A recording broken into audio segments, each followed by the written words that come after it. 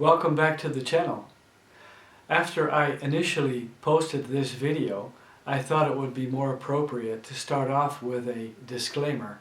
Let me explain. You know, I do a lot of walking in the nature environment, and last week this was the case when I was out photographing with my Zeiss Ikon Contaflex. And I do encounter many things during my walks, and I photograph almost everything that I encounter. And last week I found a dead deer, and I also found a skeleton of a deer. And you know, for me it is harsh and it is very sad, but it is also a fact of life. So things like this I am going to be photographing. But I can appreciate that some of my viewers might be offended, and for that reason I would like to say that this is included in this video. So you can make your choice if you want to watch this video or not. And if you want to watch the video, that's fine, and if you don't want to watch, for me that's also fine. I appreciate all my subscribers. So that's the only thing I wanted to say in advance. Enjoy the video, take care, and I hope to see you in the next video. It's time for a second video on the Zeiss Ikon Contaflex Model 4. So let me first take you outdoors to take some photos with the Agfa APX 400, and after that, for the second half of the film, I'll take you indoors to make some still life photos with a lot of explanation to go with it. Enjoy the video.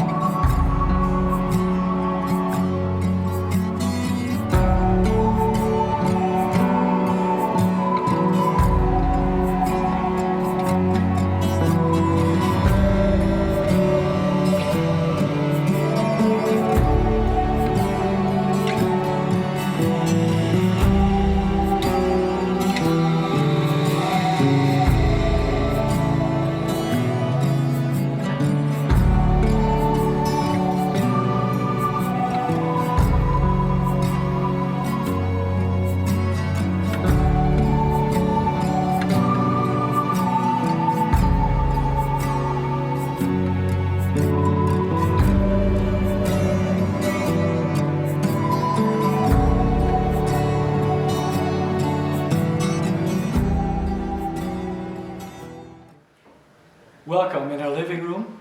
Over the past few days I've been shooting outside with the Contaflex, and today it's very overcast. Weather that has been for quite a few days already. So I decided this time to come inside to shoot some still life photos. If you hear an echo in the video, that's because we have a very modern interior. My apologies, and I'm not wearing an external mic at the moment. So I hope that works out okay. So here we have the Contaflex on a tripod, and we're ready to shoot some still life photos. We have the Agfa APX 400 black and white film in the camera. I have a flood of light coming from a very large window in our living room, which is fine. And again, the weather is overcast, so it's giving me very soft light. It's going to be very simple. I'm trying to get the closest focusing distance which the lens offers me, which is 70 centimeters. But of course, only having the 50mm lens at the moment, it depends on the size of the subject that I'm photographing. So in this instance, for example, I'm shooting at a distance of approximately 80 centimeters. And because we are going to come up against some slower shutter speeds, of course I have a tripod and I have a remote shutter release. With regards to light metering, I'm going to be using my handheld Gossen B6 II because I want to do incident light metering instead of depending on the reflective light metering system within the Contaflex. And I'm using the incident light metering because I want an exact exposure. After this shot, I'm also going to be using a white or a light gray background, and that is really going to be influencing your light meter if you're using reflective light metering. So everything's set up now for this first shot. So let me just step aside so I'm not throwing any shadows on my subject, and press the shutter and make a next composition.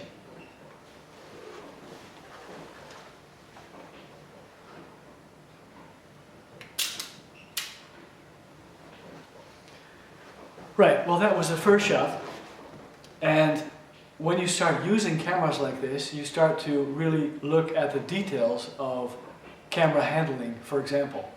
The interesting thing is when you want to wind on your film, we have here this knob which we need to turn, which is impossible to do if you have a remote shutter release connected. So I have to take the shutter release off first before I can wind the film to the next frame. Just a little detail that I bumped up against. On to the next composition. Well, for this next shot, in which I also use the Gossen light meter for incident light metering, I'm going to be shooting at 1/4 of a second at an aperture of f11 because I want to create a little bit more depth of field. So let's take this shot.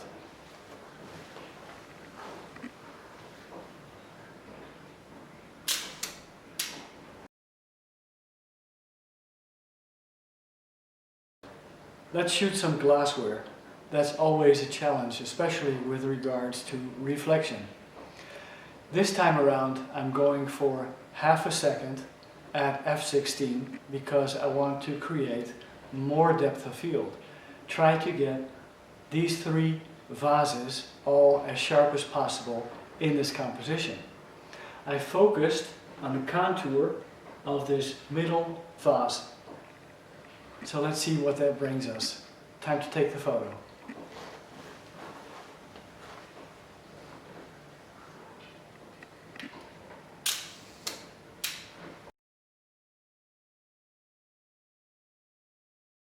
Well, never a dull moment as a true photography minimalist. Maybe you remember a previous video in which I bought a Manfrotto tripod second-hand for only €6.50. The only thing is it has a video pan head and there's no possibility to do a portrait type photo. And my other tripod I'm using at the moment to film this video. So I took an old tripod which belonged to my grandfather, which works fine, only it needed to be elevated. So I have a stool and a case of a drill that I own to get it at the right height to take this photo.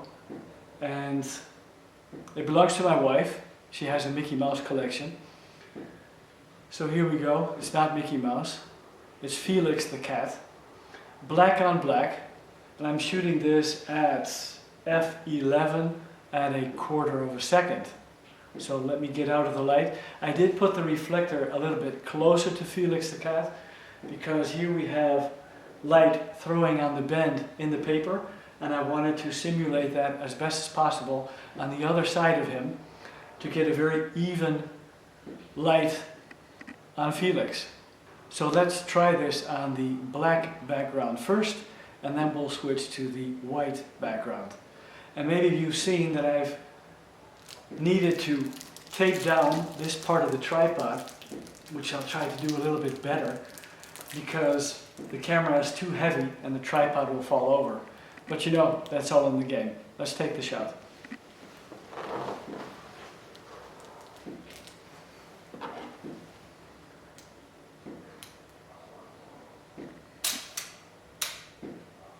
Now it's time for the white background.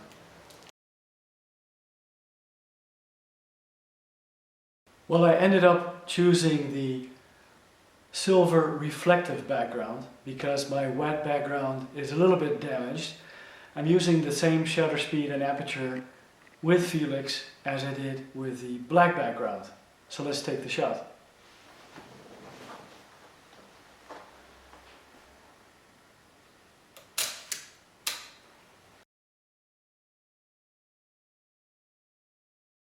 Well, as we're shooting a horizontal composition, I thought I might as well leave it on my granddad's old tripod as it is standing here. Now, these two photos I'm going to do something with depth of field. I have the Mickey in the middle standing to the front, and Goofy and Minnie Mouse are a little bit in the background. So I'm going to take a first shot at a half a second at f/16 and then change over to 1/60th of a second at 2.8 so we can get a good feel of the differences in depth of field. So let's take this shot first.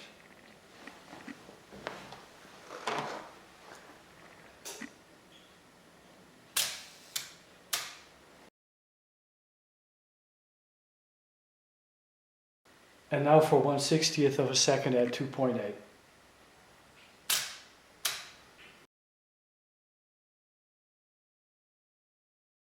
Well, for this shot, at a quarter of a second at f/16, I'm photographing these two opposing elephants. And in the left elephant, I put in a little light to illuminate the eye, otherwise it's getting way too dark. So let's try this photo.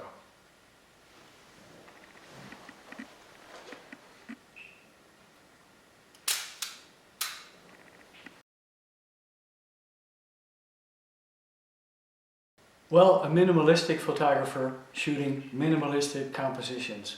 An aperture of f11 and a shutter speed of a quarter of a second. On to the next.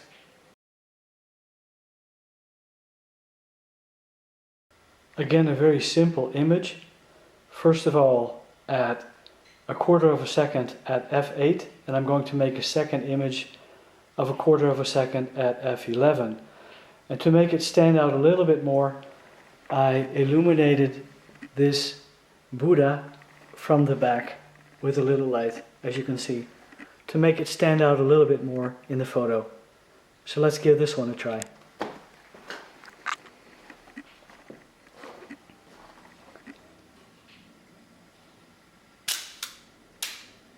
Now a second image.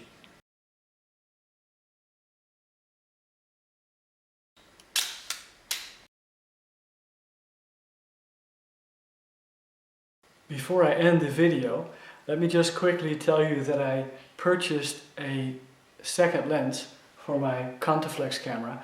As you know, it has interchangeable lenses, and I really wanted to get the 35mm wide angle lens. So, as you can see, I've taken off the 50mm. I haven't received the lens yet. I'm expecting it next week. And I love a wide angle lens, so that's why I purchased the 35 f4. And when it comes in next week, in due course, I'll make another video again of the Contaflex and then only using the 35mm. Well, I just shot the last image on the Agfa APX400 through the Contaflex. And you've been seeing all the photos in between already. For me, it's time to develop the film. I cannot make it any more minimalistic than I did in this video. And I'm just trying to prove the point that you really don't need a lot of gear to take good pictures. I hope you enjoyed the images and also the video, of course. Hope that it was helpful for you. Maybe I was able to give you some hints and tips here and there. Anyway, thank you very much for watching. Greatly appreciated. Again, I cannot stress that enough. If you like the video, give it a thumbs up. And if you haven't subscribed yet, you're more than welcome to do so. Please take care, and I'll see you next time.